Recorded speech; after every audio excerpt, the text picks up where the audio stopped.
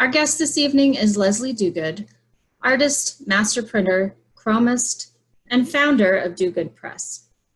Established in 2017 in Brooklyn, Diuguid Press provides fine art printing services to artists, galleries, and museums. Diuguid also collaborates with Erin Lynn Welsh under the name Diuguid in Unity to publish work by selected women artists that promote quality.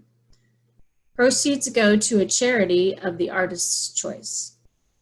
Diuguid was born in Kansas City, Missouri in 1986 and earned a BFA from the Kansas City Art Institute in 2009. As a master printer apprentice, Diuguid developed an inquisitive eye for detail that was sharpened by printing hundreds of editions in Kansas City and New York City print shops. Most recently, she worked with Luther Davis at Powerhouse Arts Print Shop in Brooklyn. Diuguid has frequently hosted screen printing workshops at major institutions in New York City, including the Museum of Art and Design, the Brooklyn Museum, and the International Print Center, New York. A few notes about tonight's event. We have disabled the chat function so you can fully enjoy Diuguid's words and images that she will be sharing. Please type any questions you have for Diuguid in the Q&A function, which you will find at the bottom of your screen. We will answer questions about certain details of the work throughout the presentation, but if your question is more general or philosophical, we will address it during the open discussion, which will follow her presentation. And now please welcome Leslie Diuguid. Hi, thank you so much, Sarah. That was a wonderful introduction. I was just putting on makeup while you were talking about me. I hope everything looks okay today. I know I just put on lipstick a little crazily, but thank you for having me, and I'm very appreciative of everything. I haven't been in the public at all for a while, so this is pretty exciting. And I hope the connection is okay, because sometimes it is not. But let me know if there's any connectivity issues. I know you said there's a storm where you're at. That sounds pretty scary. Are you okay, Sarah? Yeah, it came just north of us, so I'm okay for now, but there's another wave coming, so excuse everyone if I suddenly disappear. We might have a power outage, but Erica's ready to take over. Erica Chris, our operations director, if that happens. Fantastic. Well, thank you so much for all coming in today. I have no idea what you guys are doing or up to or look like, but I do know that a lot of you, maybe, perhaps that are tuning in, bought one of Cmyk Words prints that I co-published with Erin Welsh as a Diuguid in Unity fundraiser edition for Black Women of Print. I just want to say a huge thank you to everyone who bought one of those and supported us. That was a big, major part in getting Black Women of Print off the ground, and I was really excited and had been totally unprepared for the amount of success that was. So first of all, thank you to everyone. This is just an hour-long discussion, isn't it?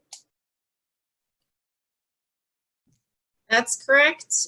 We'll, leave a good amount of time for Q&A and discussion, but first we'd like to hear more about your career and the things you've been doing since you graduated in 2009. It's been so much. I mean, I'm very happy to have had the amount of privilege that has gotten me to live in New York as an artist. That's kind of hard. Since college, graduating in 2009, you just jump into a recession and nobody's hiring at all, let alone art jobs. So I understand the position that a lot of you guys are in. If you're students and graduating, or if you're younger or older, it really affects us all humongously. And I am sympathetic towards the needs of others, but want to first of all say that I'm doing great. It's weird to be doing so well during a pandemic, but the amount of support that I've gotten from a lot of artists and clients and friends and family and everybody is humongous. I was blown away by the amount I was able to get done in the last couple months, weirdly. Anyway, moving forward. So graduated in 2008, moved to Omaha, Nebraska, because I was really into a friend at the time, Dan Crane. He actually made this mug in Omaha with a friend of ours named Shell. Dan Crane is still in Omaha. He's one of my best friends, and I dated his friend Bill Urban for a few years and then moved on over to New York. I was actually working with Urban Outfitters for 3 years. I was working with Urban Outfitters for 3 to 4 years, and that was really wonderful. And working up in management positions. So when I was able to get a job, I got a job in retail that was perfectly fine. And before that, I was actually working in a diner. Eddie Morin, thank you for giving me something.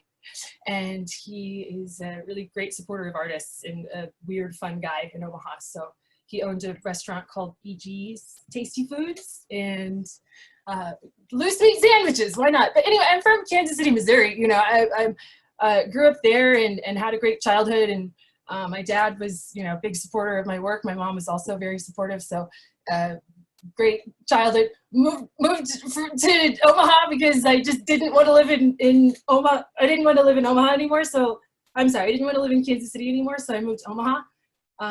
Once I was beyond that, 4 years later, came to New York with Urban Outfitters in the West Village store. No, sorry, the East Village store, which was very small. And anyway, it messed up for a couple years because it's really difficult to live in New York when you don't really have a lot of footing. And eventually I started working in print shops because I wanted to, but I was also interning at the Hole with Margot Bird, who just had a wonderful little baby, and I'm so proud of her.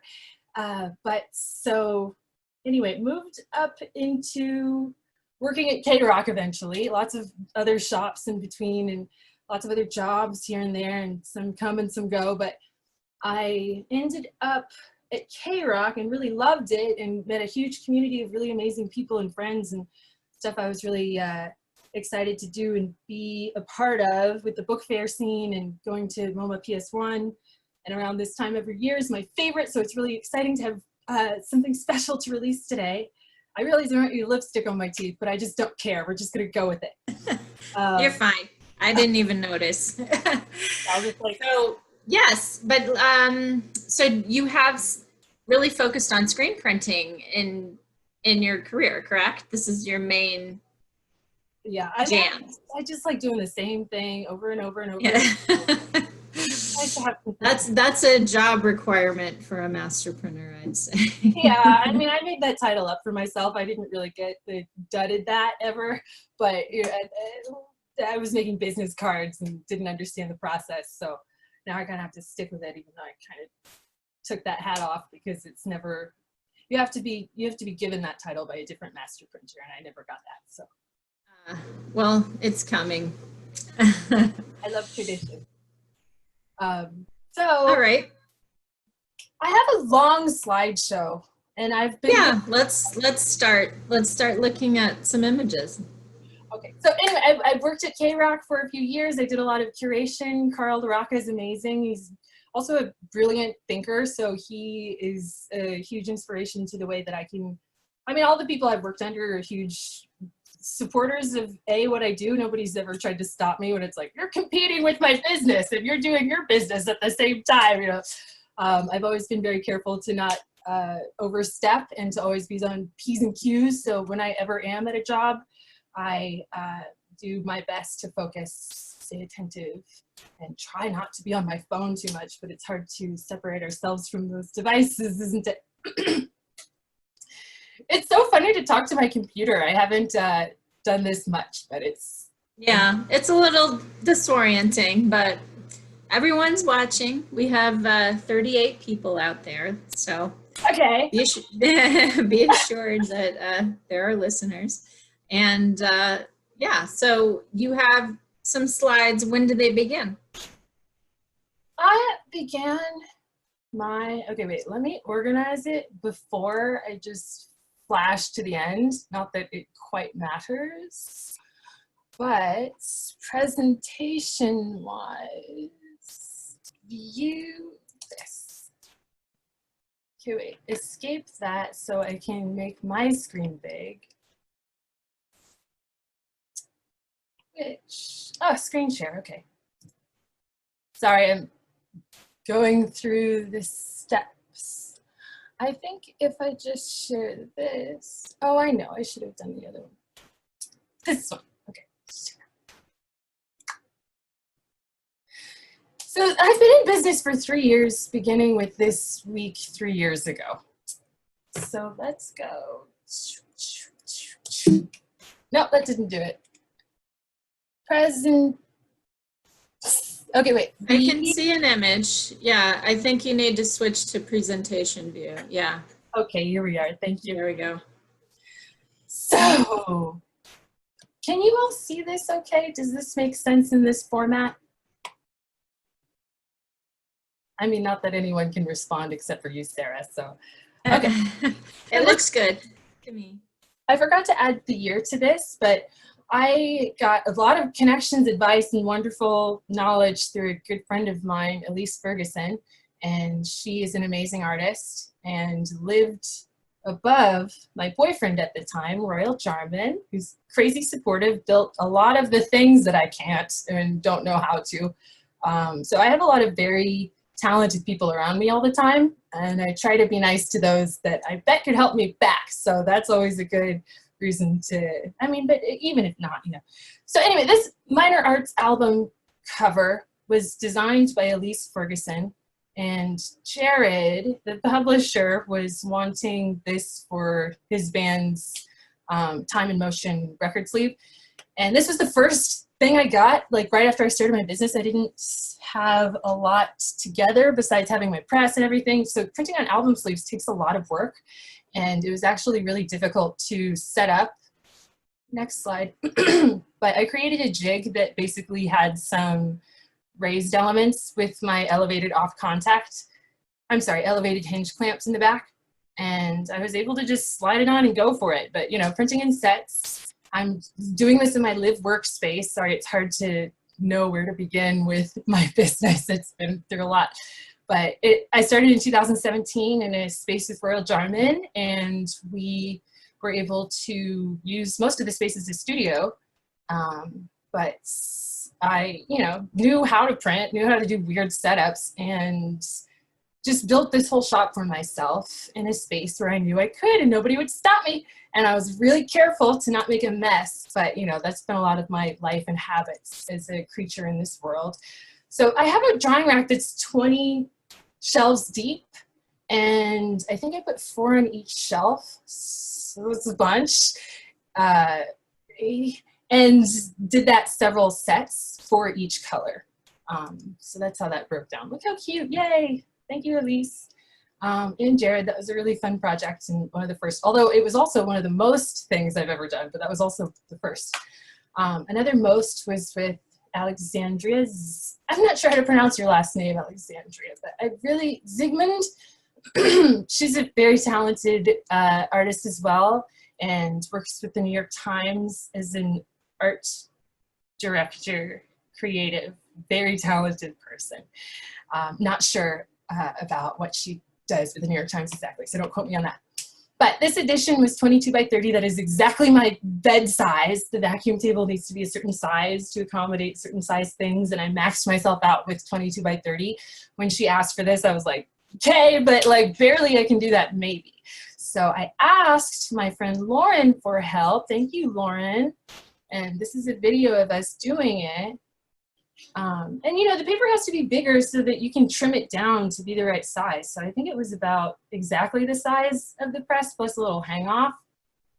That was the best I could do at the time.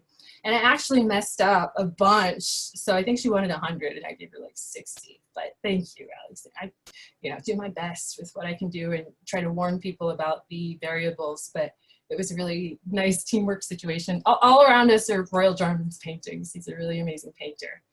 So sharing that space with him was super great because it's nice. Okay, so next is another print by Alexandra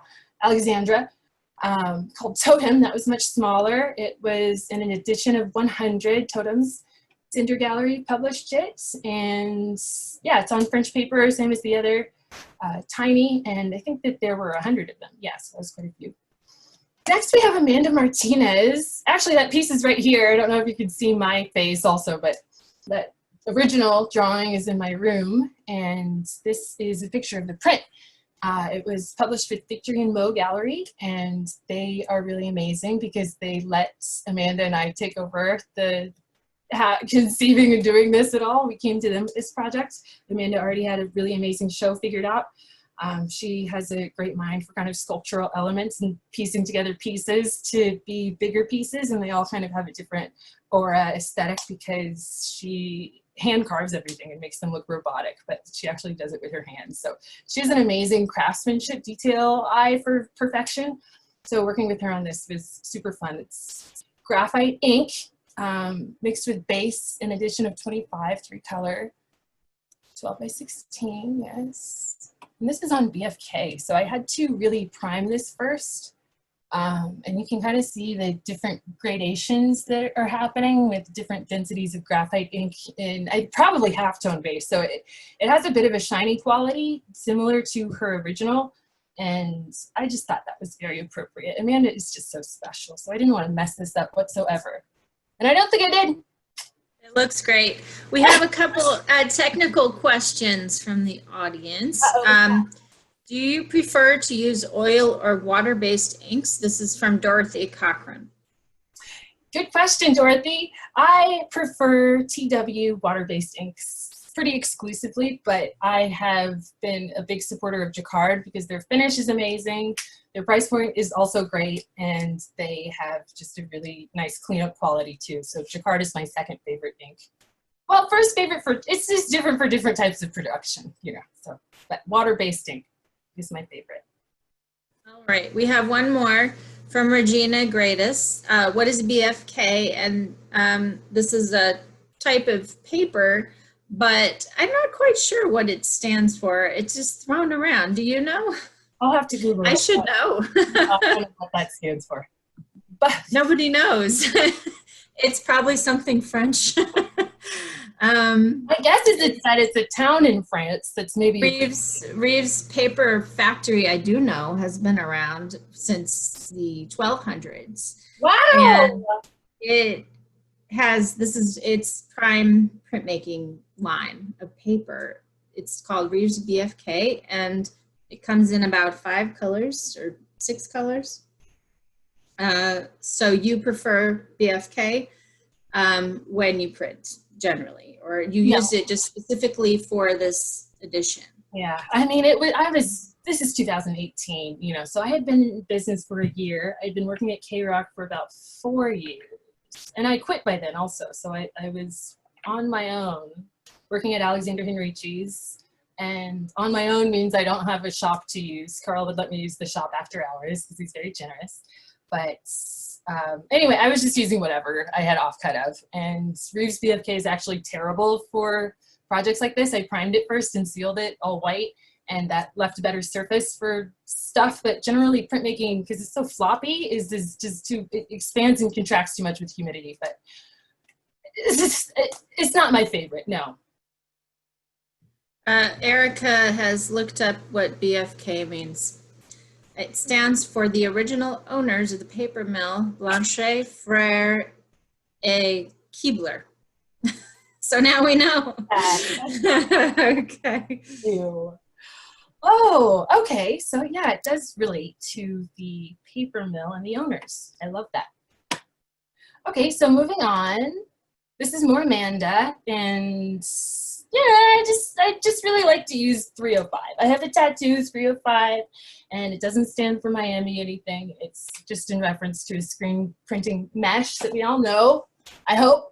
And it is a very high mesh, fine, that allows just the crispiest little details to just look great. So anyway, that's showing that off.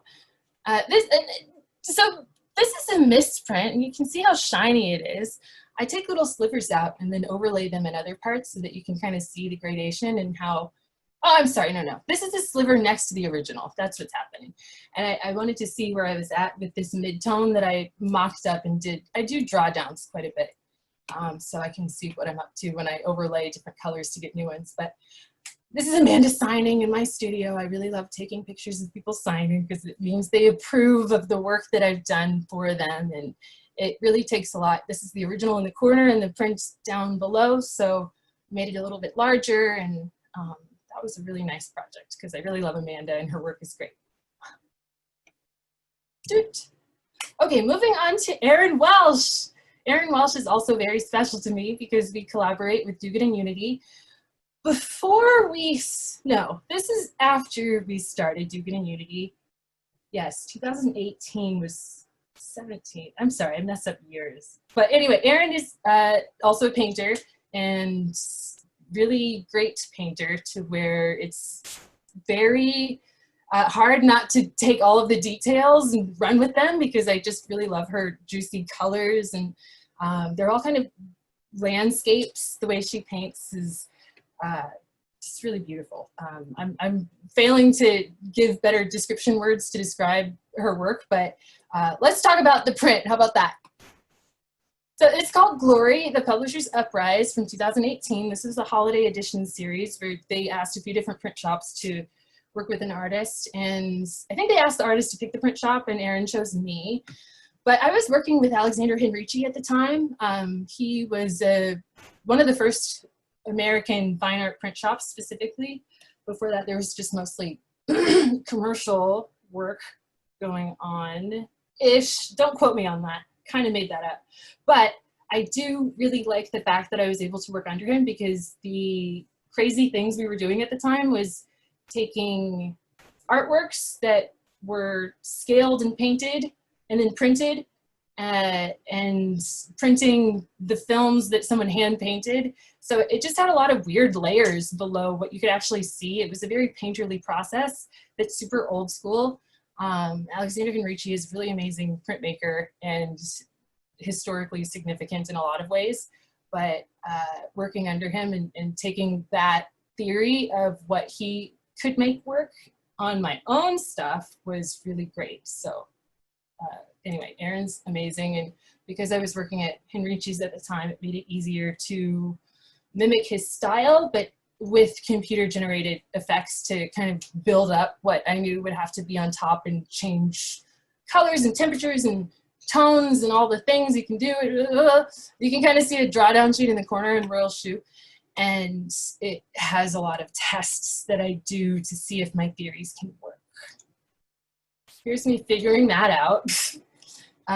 Yeah, this was an edition of 50, so I had to do it in 2 different sets on my one drying rack at the time. Yeah, so I'm starting to have better layer relationships, still a little spotty. So as I go through a print, I just add stuff on top of it in order to make it look right. So I sometimes overdraw things or oversaturate things, or they get a little too dark, and I know that I can lighten them up over time.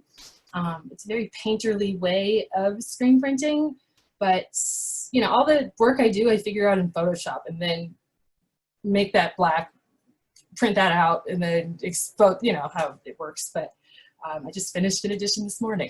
They hauled it off. So it's a constant practice, and I'm sorry if I'm skipping ahead a bit in terms of theories. I suppose if anyone has questions, Sarah will let me know, but so far so good. We have a question from Meredith French. What kind of inkjet printer do you recommend for producing films? Any tips? Yeah, mine is Epson P800 Sure Color, and that is available on screenprinting.com, I believe. I did a lot of research before I started my business about, I think I started with prints first because I wanted to scale everything around certain dimensions I knew were easier to make friends by. You know, I didn't want to make huge stuff. I knew I couldn't, but I also knew that there were restrictions in page dimensions, and then manufacturing paper dimensions, and understanding how the trimming works, and getting a trimmer the size of the biggest paper. And anyway, all of it scaled in a way that made my maximum screen size 23 by 31. Just here, hello, remember. And I have 7 screens or 9, and yeah, Epson 800 short color is my favorite because it's also manufactured for screen printers. Before that, they didn't really come up with the right technology for us, so we had to hack our way in. Not that I ever did that, but speaking for printmakers in general. Does that answer the question? Great. Yes, she says thank you. Oh, great. Okay, moving on. Anyway, now we have another one. Any tips when printing on unstretched prime canvas? Sometimes the ink doesn't hold when I print. This is from Nadia Fadiv. Nadia, I hope I pronounced that correctly. Okay. If you're using water-based ink on canvas and it's unstretched and unprimed, you should put it on a soft surface. You can put felt down and scrappy piece of canvas over that, and you stretch it to be normal with pins, tensioning outerly without over ripple, make flat, iron it, tape it down, make it very flat, no wrinkles, and then you get a low mesh, let's say 137, 110, and then you can print it okay if you do low angle, not very fast. If you just want to pull once, but usually I pull a couple times if I'm pulling on canvas. It's just kind of hard. Okay, moving on. Unless there's more questions, please interrupt me if you have to. Good? Okay. So this is, sorry? We have another one, but we'll wait for later for that one. Okay. Yeah, Erin's print was really fun to do because she kind of let me have full range over what piece to use, what crop to do, and I presented her a couple different options, and Ian, the publisher at Uprise. So it was really fun to get permission through ways of offering different options for their teams to go through. And I was really excited to just play with what I knew could work, but see if it was possible in ways that color could overlay and build up transparently, you know, complementing what's below, but having something tonally on top of it that will somewhat cover, but mostly tint and saturate or not. So it has a lot to do with the amount of base and ink to create overlays that are really nice. And that's why I like TW, is because the base is very smooth compared to others. But it's kind of, it works well for this process. Jacquard is really great at flat, go on everything, like real nice finish, you know. I sometimes do one on the other for fun, but I never combine them. Some things just don't combine. So yeah, you can kind of see that it's getting shiny, hello. And that's because there's a gloss or two coats on the end white for a little glimmer. And that's something I picked up at Alexander Henrici's. He has a couple of different tricks that I learned, and I applied all of them to this print because it was kind of hard. I didn't know if it would work the way I wanted it to. This isn't even done yet, I don't think. Oh, yes, it was. Now we're moving on to Nadia. I don't really know how to go back. Oh, yeah, here we go. Nadia Omar is with Drawer, and this print we did in 2018, Drawer Drawer. They are Corydon and Michael, Corydon Kausinich. I'm not sure how to say her last name, but she's a really amazing painter, and she started a publishing platform. All of my clients are crazy interesting also, so I really do get connected with them, and then they come back for more. So that's what's really fun about starting a business and seeing what you can accomplish in your part-time also. I've so far to this point, working a different day job, and this is not even all of the work that I'm doing. This is just my favorite pieces. So I'm also doing some commercial type printing, t-shirts, tote bags for different friends and clients, and poster work. So this is maybe a third of all the things that I'm doing in any given year that I'm showing you, probably less. So yeah, this one was really interesting to do because it was actually Cmyk. And so it's 4 colors, but it's not quite Cmyk. I used the concepts that I knew would work with that.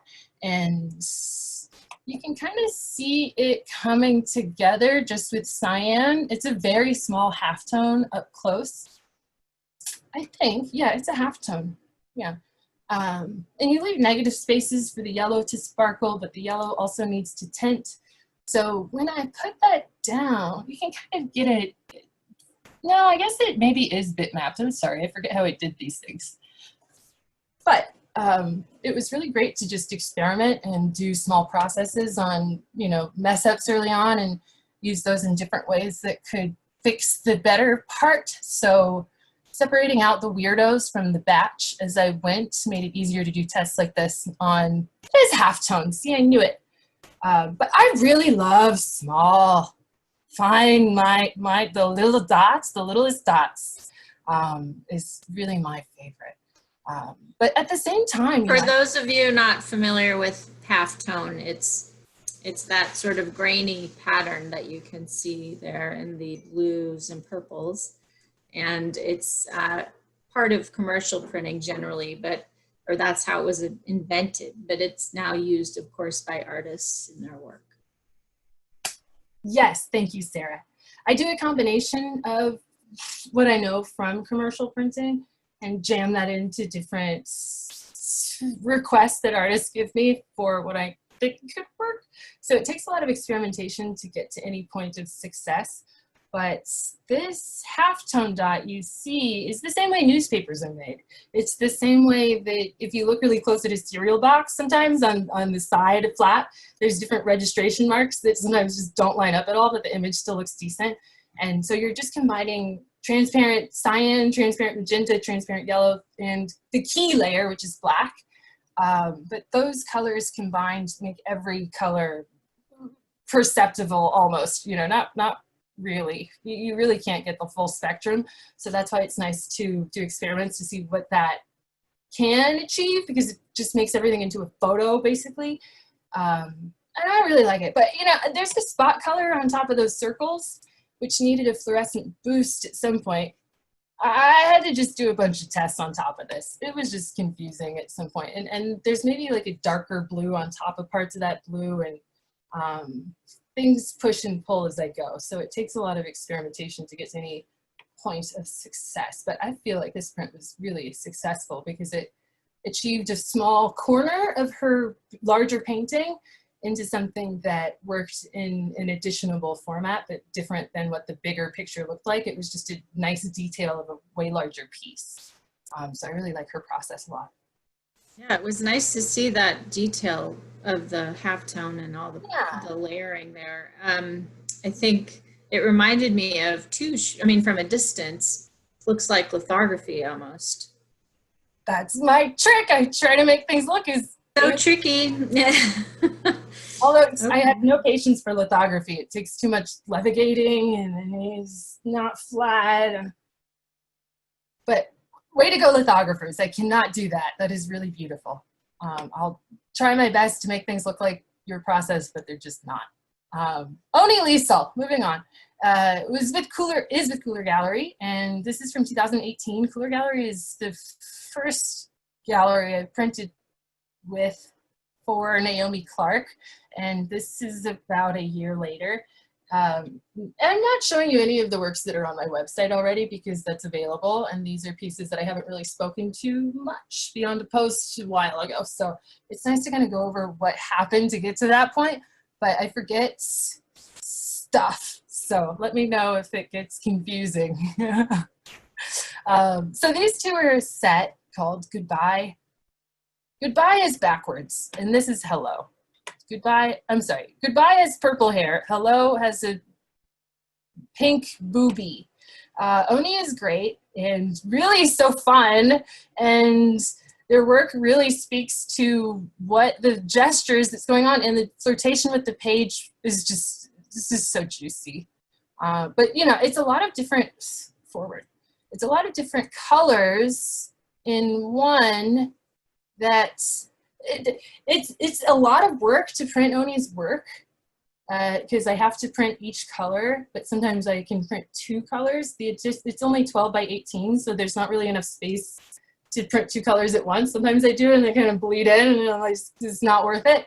So I end up, you can kind of see on my screen, I have a lot of, it's basically 2 screens per design, and I mask things out and just do one at a time. It just takes forever, but it's easy. And outside, it's not easy at all because you have to mix all the colors perfectly and stop if it's weird. And it takes a lot of printing because each of the 12 colors I print 45 times for this. So it's a lot of pulls, but worth it. Oni, hi, signing. Okay, moving on to late. Are we ready to move on to late?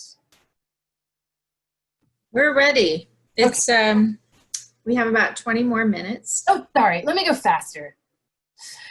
So Eliza Morel, Uprise artist, 2018. This is another holidays edition that went with several different ones that was released during EAB. I'm speeding through her really amazing notes that she took after we had a couple different conversations about how gradients worked, because her paintings involve a lot of light play and dark light fun. And I did a print with her at K-Rock. She's from Janice. I sometimes collaborate with her. And it's really fun when someone has a specific idea about color to understand what they're talking about. You know, give me some notes, give me some pictures, and then I can match that and recreate what they're doing when I understand what the problem is to solve. But, you know, she uses these techniques that are all hand done, you know, and I had to invert it after we scanned it. So she had a bunch of different films that she hand painted very carefully, very beautifully, that we had scanned, and then I messed with it in Photoshop and printed them at Powerhouse. Yay, thank you, Powerhouse. And yay, Powerhouse. They let me print this on the AWT press. This is a little video of us going for it, but I'm not going to play the whole thing because it's just going to take too long. Fiddling with it, having a time, figuring it out, auditioning with an artist is fun because then you have them next to you for approval. It sucks to just stop and ask, but that's always what you have to do when you're not sure about where to go next when you're fine art printing. But when you can just go for it, well, why not just go for it? Specific colors, specific values. Eliza has a really great eye for that, so she's wonderful to have with us. It's gradients under gradients. It's the thing, and they change values as you go. So I could take some messed up ones and fiddle with them before I could get to the better chunk. And this is it playing with light, and it's dark and light. But you know, her theory was around the kind of abbreviated text that you get around bodega signs that are illuminated and not in the dark, and there's leaves around. So it can kind of mean a lot of different things when you take it into a context of whose home is it in and what does late mean to them. Moving on to Dominique Fung, she's amazing. Also, Drawer, 2019, Drawer. So they came back for another, and this was also printed last year around the holidays. I forget. It's an edition of 30. I did a lot of tests, small tests to see what the big one could look like. And there's actually, this is CMY, and I wasn't sure if it needed a lightening layer to get to what we needed in the neutral tones. So this is halftone Cmyk process. Again, look it up, Cmyk. And you can do that on a small scale to achieve what the larger scale would look like if you keep your ink ratios the same, and you can kind of match things and scale up. So I do small tests in my room, in my home here, in my house. I live with 6 boys, so that's not mine. And scale up to what could be achievable large at the shop. It helps things go faster also. So here's a little video of Angela.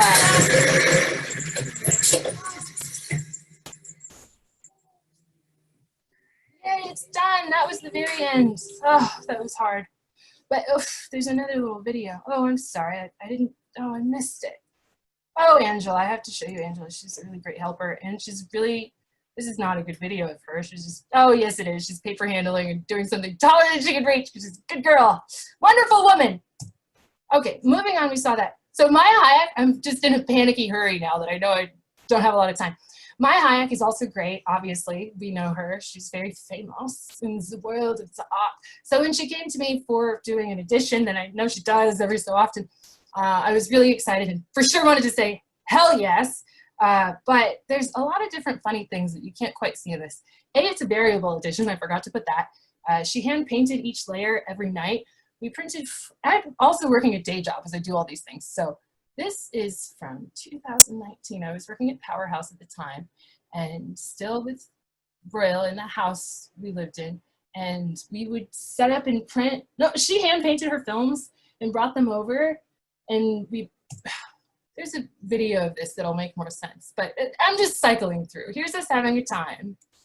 I screenshotted what went on years ago. This is a terrible video, but because it's an edition of 100, I could print it in sets. And in sets, this is Royal painting also. Thank you, Royal. We were able to basically do one color a night for 4 nights. It was also some kind of timed release thing. 420, we had to release it on 420. I didn't have anything to do with the release. I just like to involve myself in things I shouldn't.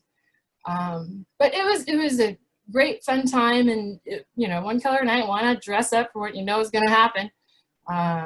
She would take them home every night. She helped me paper handle and do all the things. She would take them home every night, which was down the street and literally around the corner, and spray paint on them. So they had to just aerate at night. She would leave them around her house. And it was really fun to collaborate in that way, because each time they came back, they were in a different condition. Moving on to Paulina Ho. She's a really amazing illustrator, artist, person. I would take things to work to trim them. This is a really good example of jacquard ink and the wonderful quality of shiny that is happening in the gold. But it also has a really nice, the black has a really nice transparent quality, although it's also just super shiny, gorgeous also. But she's so cute. I mean, I wasn't born on this planet to live a boring life. I feel you, Paulina. Thank you for saying so. 2 colors, it's 8 by 8. I mean, come on. This is a bigger print that we did. It's actually full bleed. This is just the way I printed it in my room. That's my bed, you know, with the drying rack on it. So I moved into a space that I'm in now in a year ago and changed. And I meant to make the brown color gold, but I didn't understand. I messed up, but it turned out pretty cute. So I'm really happy with it. And Pauline is a really great person and artist, and doing more good work with people that I really value is part of my mission. This is also jacquard ink on French paper. This is Robert Otto Epson. He's great, and he did a project with Project Backboard in 2019. They redo basketball courts and make them all painterly and fun, and collaborate with different people on doing that kind of stuff. So when they approached me about doing a print with Robert, usually the artists will come to me and ask questions, because they've worked in so many different gallery settings and made a lot of friends. I would go to openings a lot when the world was different, and before I had much of a business, you know. I mean, it was doing all this stuff at the time. Anyway, Robert was really great at doing this style. He still does this, you know, pixelating images that are otherwise iconic, and you kind of get a glimpse of a lot of different worlds and memories out of just a glance. So he has a lot of different characters that he does out of this too. So I knew him from K-Rock. I think we did an edition there as a freshman series, and he came to me when he wanted this done. So that worked out great. And there's another angle. It's fun. It's just juicy colors, dark slides. I printed this at Powerhouse also, because it's 18 by 24. That's too big. Moving on to Aya Brown this year. Aya Brown, I'm sorry, I mispronounce your name frequently, and I apologize. But Aya Brown, this is a really fun edition that Danny Baez, I'm not sure how to say your last name, I'm sorry. Danny approached me to do this edition because COVID had hit. And while indoors, I have a whole print shop in my room. I was able to continue working. So I did this edition with her, and she had very specific ideas about what was achievable, what she didn't know I could do. So I did this one first, and actually did it on the wrong color paper. So I redid it to make it right, because it's really important to get paper color down in terms of reflecting skin tone in a lot of ways. So even though I did this once already, I did it again better the second time. So sometimes it's good to just, I had never done that also. I'd never like totally messed up a whole edition after I'm like, ta-da! And then they're like, I hate the paper color. And I'm like, that's the one thing I can't fix, you know, I can't fix the paper color. So I happily reprinted it because her work is super worth it, and she really needs this to be consistent. So, and I have a bunch of extra French paper, so it's kind of fun. So yeah, it took a lot of different tests and overlays to get this type of bitmap pointillism mock pretend thing. I had seen Luther do at Powerhouse work. I had been working at Powerhouse at this point for a year and a half almost, and this is only a few months ago that I did this, but a lot of it took a lot of value color problem solving. But as I go, it really makes sense with having the Photoshop file that I used to mock up next to where I'm printing. So my computer is right next to my press. I'm pretty careful at not getting things filthy, but I know how I get things filthy. So I try to trick myself into doing the right thing so I don't destroy everything. But yeah, this is during COVID. So I had a lot of nice time to myself to figure all this out too, which was helpful. Yeah, and this is not the original, obviously, it's not done, but it took a lot of funny buildups to get to the right way of doing it. And this is a video that I think I posted at some point of what it actually looks like up close. You really can't, there's another picture I have later on that shows how I get a weird range of a lot of different colors, but because it's also, it's summertime, it's humid, you know, even though it's nice French paper that doesn't quite change much no matter what, humidity will make paper swell and change sizes. So as I was doing this one I accidentally messed up and flattened after I did all my separations. You know, I'm like, hey, Danny, look at this one. You know, he's like, great, she approves. I just flattened it though, so let me redo it 100%. So I also had to redo.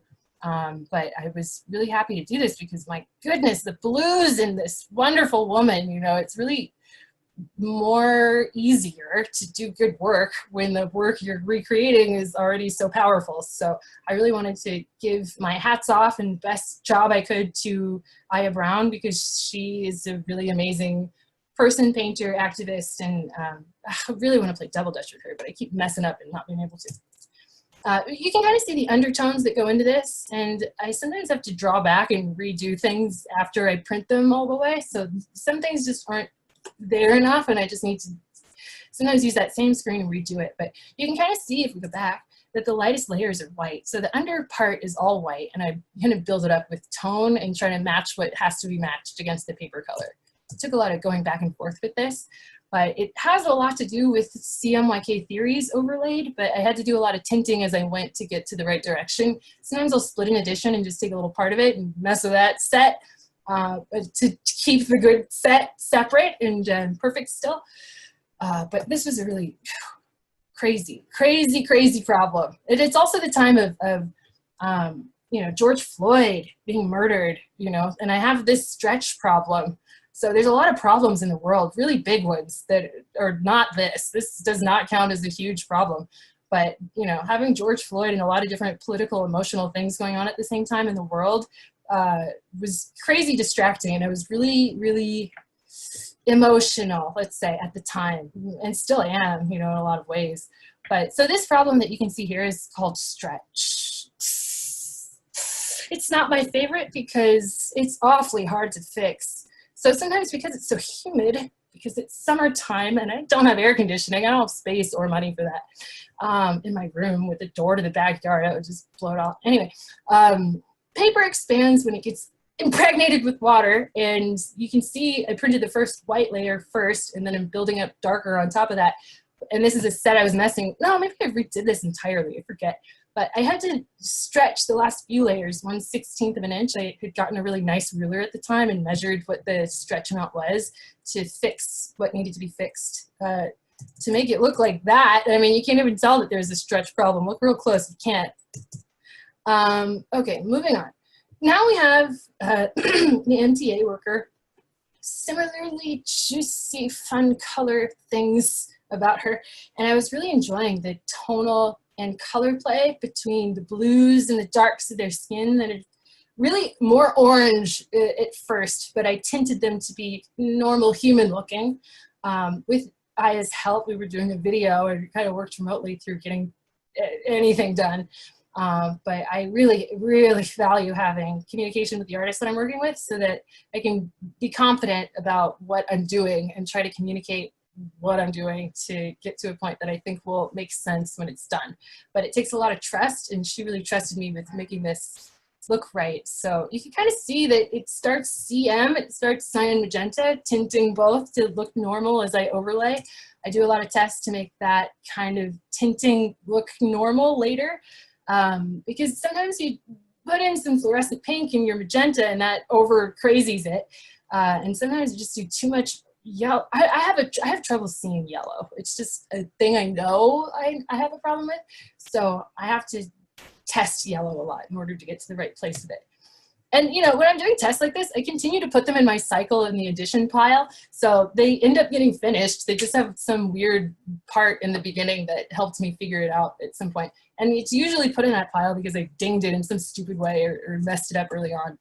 But you can kind of see the way I do bitmaps and pointillize things to get to a it's just bitmapped, but it just looks pointillized when it's correctly done to look good from a distance, but it looks crazy up close. It just looks insane in a way that I think is fun because it generalizes things that are actually pretty complex when I'm working on them. It's actually like 600 DPI when I'm working on them, and I crunch them down to be tiny. So it's a fun process. That's great. Moving on to Cmyk Robert. Do we have questions about Aya? That's probably, no?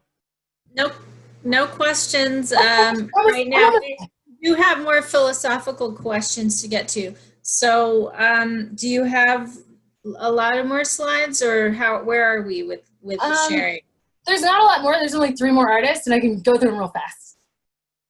2 minutes. All right, well, yes, we do have some other questions about your life, how you got here, advice and so on. So let's, I don't want to rush you, and I know many people will choose to stay, but if, you know, we're getting close to 6, so how about we get through the slides you have in the next 7 minutes, and then if anyone would like to stay, we'll address the additional remaining questions. Okay, that sounds good. I can do them faster than that, so I don't want to lose anyone because it's important questions. I just dork out about what I'm up to. So it's just, I could do this forever. Cmyk Roberts came to me through George Freitas at Alouche Gallery, and they wanted to support me in my business, and I was really excited that they wanted to do an edition with Cmyk Roberts. This is 9 colors, Cmyk also processed in a lot of ways, but they really wanted to see a raised texture, so I printed plastisol on it. It's plastisol. Dana is heating it with a heat gun. Surprise! We spaced ourselves out, so we weren't really in the same room at the same time. I was messing around outside, she's inside. We were having a great time. I needed help. Cmyk is also a really amazing painter. He let me have that original, not have it for keepsies, but I got to reference that when I was working on it, so it was really great to have the original.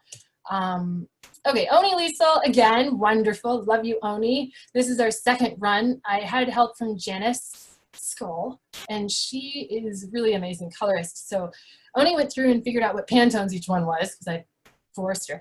And then Janice went through and matched all those with a pack of ink I gave her. So I gave her all the original colors. This is social distancing. This is how I get help.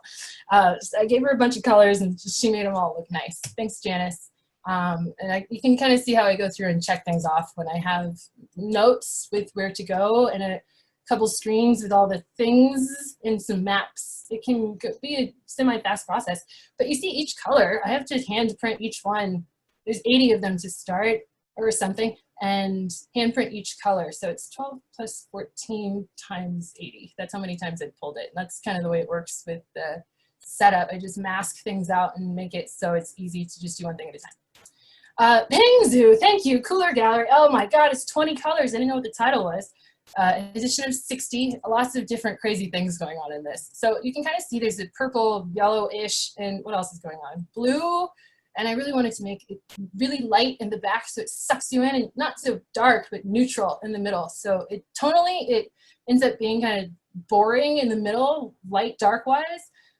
Minus a few areas, and then it gets pretty vibrant toward the back. So there's a lot of different color theories that I'm putting in to get to this. And you can kind of see the overlays don't quite line up. I did a lot of white tints and washes to make her painterly effect really dazzle, but she has a really great style and does a lot of big work that I'm so proud of her for. That's the very last one. One more technical question from Nadia. Sometimes when I pull a couple times when making work with font, the ink bleeds through and gets thick, making a kiss mark when removing the screen. How do I avoid that? You need to put some kind of sticky surface on your table to keep your paper down, or tape it. Hold your paper down better. Plastic, acetate, that kind of thing works well because it's staticky.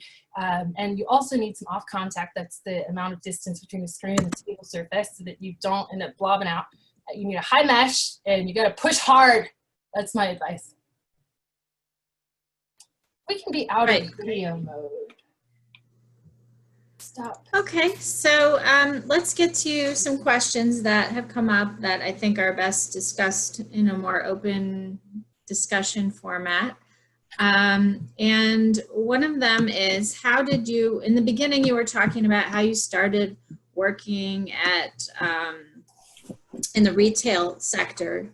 Mhm. And how a lot of people have asked, I mean, it ties into another question, you know, how do you transition from being a waitress, a retail person, to being a more professional printer? I transitioned the opposite way. I started as an artist and went to the Kansas City Art Institute. Always wanted to be an artist. I could do something, but didn't know how to be there. So I was always doing funny internships all the time for free, a lot of the time. So I was working at the Bemis Center and going to galleries and openings a lot while I was still in retail. And I was learning a lot of business stuff that I never got introduced to in my art background. So it actually played both ways pretty well.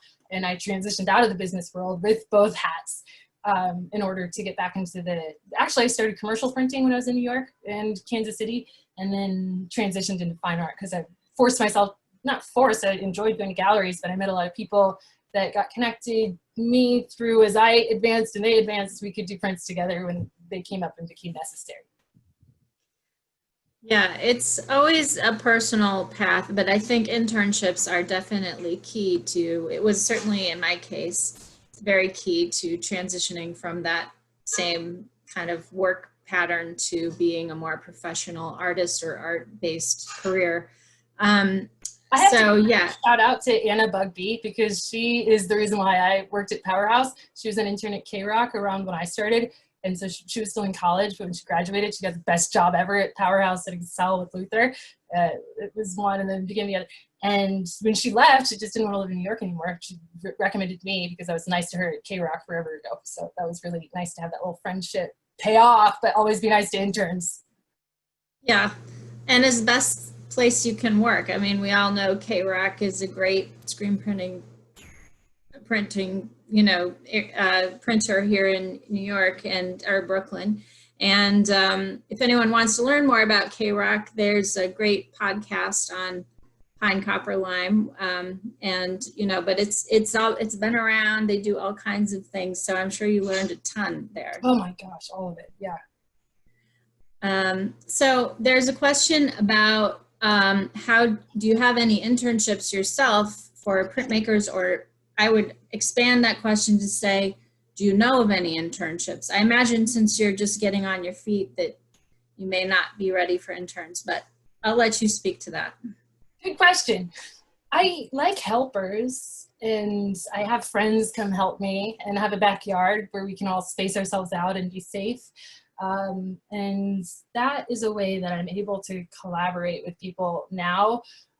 So I don't know, if you have a skill and we can do something together, that would be something we can formulate in this new space. But for now, all my internships are informal, where people want to do something and I can kind of give them in if they're needing help in a weird way, or I do favors for them later.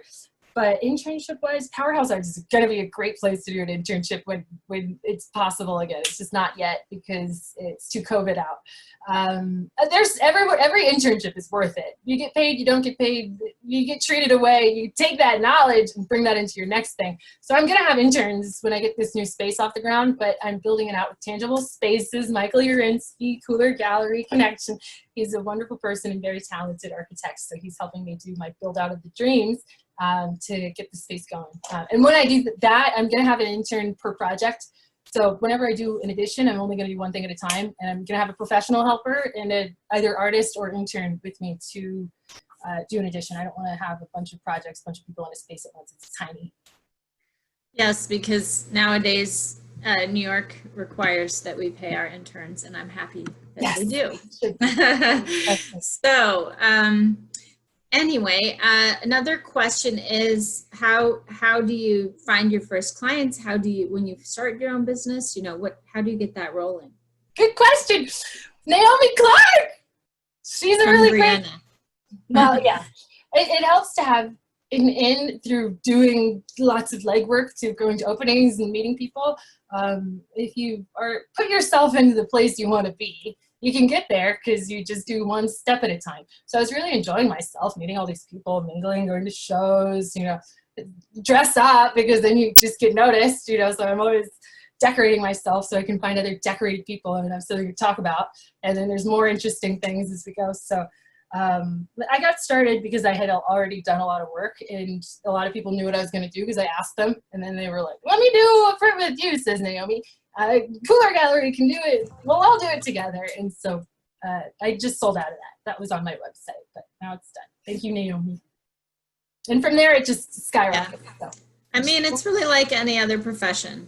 Get an internship and network, you know, and things start to slowly come together. But yeah, it does. I would say it really, you have to focus on what you want. Mm-hmm. In the case of, you are very focused on screen printing, so you knew where to go, you know, and like if you were interested in etching, you'd go somewhere else, you know.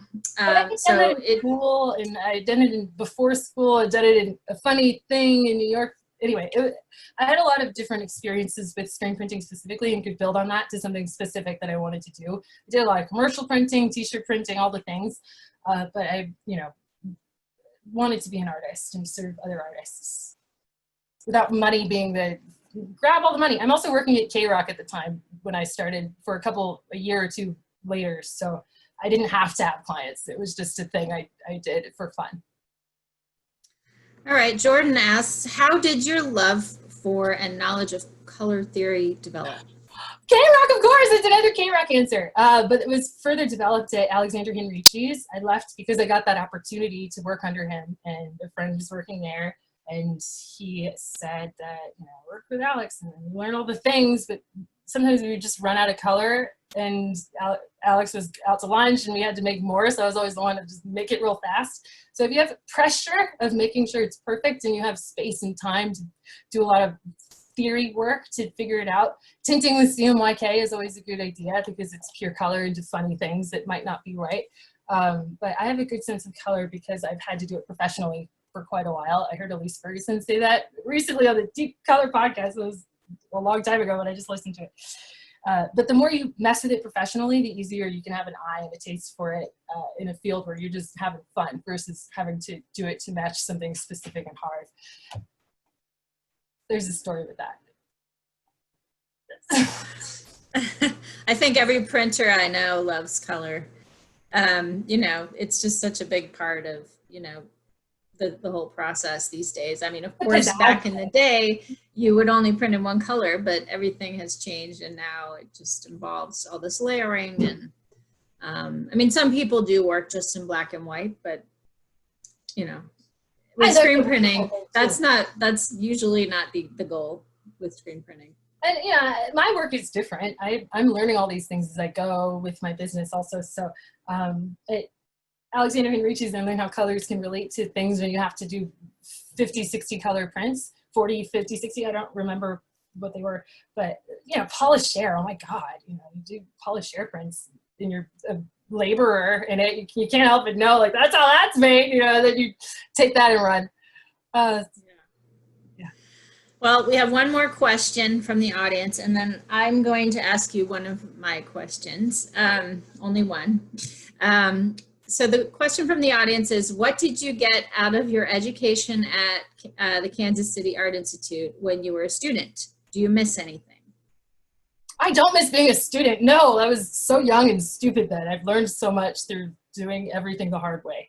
But I had a great experience while I was there. I met a lot of people that I'm still friends with and collaborated with a lot of people that I still collaborate with. So you kind of get a nitty-gritty scene started and build taste from having a network of other like-minded people that you're just having fun with, you know, but you also have a chance to talk about their creativity in a studio setting. So there's a lot of guided practice around, like, what is art? You know, here's some things, figure it out. You know, art school is great for that. The Kansas City Art Institute was spectacular because we had studio spaces. There were not a lot of us. I was a tour guide, so I know all the things. Started in 18 something or other. But you get a better, more specialized attention if you're in a smaller place, always. And if you're weird and loud like I am, then you can get out of education what you want. Also, my dad is a big person in Kansas City, so everybody's like, tell your dad this and that. I'm like, okay, tell me how to get an apartment that's close to campus. Well, it's definitely a great name, and I can see why you used it and changed it a little bit to call your press by your own name. So if anyone would like to visit Leslie's website, it's Diuguid, D-U-good, the word good, press, printmaker.com and learn more about her works. A lot of the things she showed us today are there on the website. But my last question for you is, if we have any artists in the audience who would like to collaborate with you, how do they do that? What's the way to contact you? I have to have another person to help me. I really want to focus on printing. And it's wonderful to have so much support and wonderful people around. And I'm going to have them go through another person, and then that person will tell me about it. And then I can work with a lot of different people. But because I'm just one old lady, I prefer printing. I just printed 3 colors this morning. I really need to focus on one thing at a time. So please email me. I'm going to look at it eventually, but give me some time to get there because I'm focusing on printing. You know, that's but I have to look at the future also. It's really tough to do it all. But my last day at Powerhouse was yesterday. I had to stop working there because I had too many things going on. But yeah, I wanted to ask you more about that, but I think we've run out of time. Okay. But we're all going to watch you with bated breath and see where Do Good Press goes, and Do Good in Unity as well, which has created a lot of wonderful additions to promote important causes, including Black Women of Print. We hope you will join us for the next talk in our series with the Black Women of Print. Thank you, Leslie. We got a lot of great responses from the audience about your energy, knowledge, and enthusiasm. One more thing! Oh, Look at the Powerhouse Arts. My goodness, I don't have time to deal with the things sometimes, but Powerhouse does more than I can, and a lot of different ways to connect people to do what I did. So I got a springboard from them to do my own work because I just worked there. So figure out Powerhouse Arts and look into it. Energy Press is great. Me too. Yeah, there have been some other episodes, podcasts, either about Powerhouse and Luther Davis with Pine Copper Lime, and also there's the Print Cast, which is another podcast you might want to check out to learn more about some of the people that Leslie's spoken about tonight. We'd also like to invite you to, as I said, come to our next series, talk with Jennifer Mack Watkins. This will be in October. We're going to take a little pause from our Black Women of Print series to hear from Robin Holder, who, as it happens, is also a Black woman, but she was already scheduled for September, and she'll be our next talk in September. We also have an exhibition coming online next week, and we have a seminar, casual walkthrough with the artists Cynthia Back and Phyllis Trout, and that will be next Thursday. So we have a lot of more online talks to do, and I'm glad that you all feel they're interesting and exciting, and we hope you will join us. If you'd like to learn more about Black Women of Print, go to blackwomenofprint.com, or you can follow them on Instagram at Black Women of Print. And to be informed about our talks and other events and exhibitions online, please join our mailing list or visit our website, or you can follow us on Facebook or Instagram at Manhattan Graphic Center. So thanks again, Leslie, and thanks everyone for staying with us a few minutes past 6, and we look forward to seeing you next time. Thank you, Sarah. Thank you, everyone.